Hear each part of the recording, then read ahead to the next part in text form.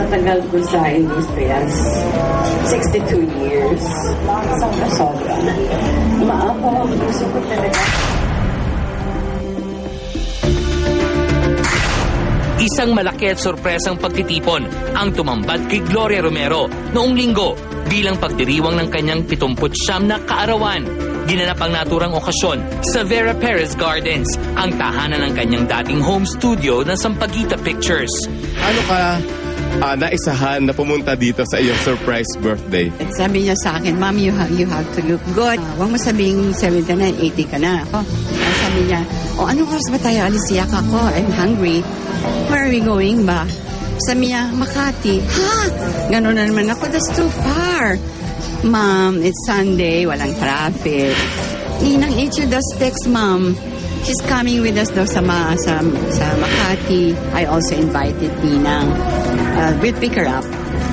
What do you know? Pagbukas ng pinto, ikaw. Nasyak na syak ako talaga with the music.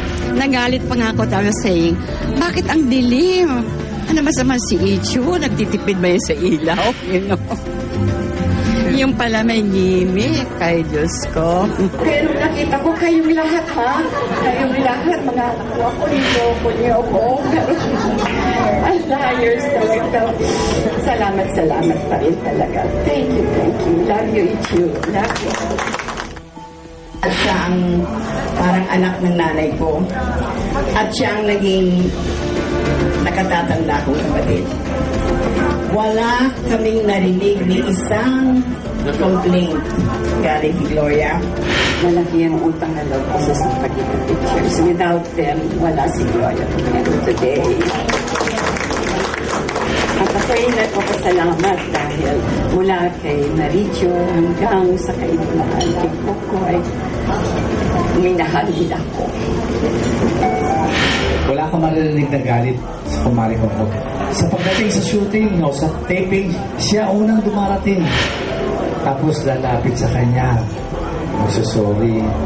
Ang Gloria, pasensya na. Okay lang. Siyempre may mensahe rin ang pamilya ni Tita Glo. I wrote something for my Lola because she means a lot to me. She's a big part of my heart. So I wrote a poem for her. It's called The Best Lola in the World. If I may humbly present the poem, it may seem to rhyme. I'm talking about Her Majesty, so it begins with Once Upon a Time. My gloom, my pride, my joy, my love, my Lola is simply a gift from above. Since I was young, clueless and new, she has taught me to be humble, simple and true. Her methods are different. She uses many tactics. She taught me blackjack when I was 8 to get better at mathematics. When I feel I have fallen, and in the dark for sure, she is the light that helps me endure. To end it simply, Lola, I really love you so much, and I thank you for everything you've done for me, and happy birthday.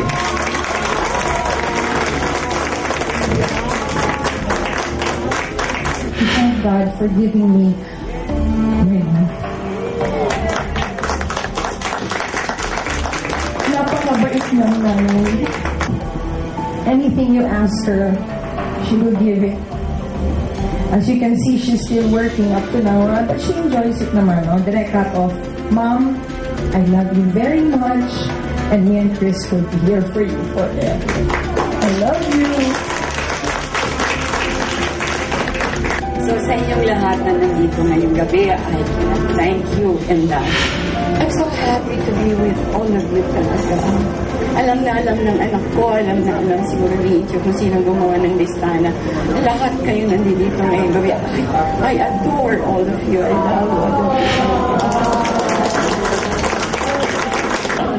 From the bottom of my heart, salamat po. It's for my grandson and my daughter. Nasala silang dalawa, will always be healthy. At binabati ko na rin kayo ng isang maligayang Pasko at manigong bagong taon. Thank you.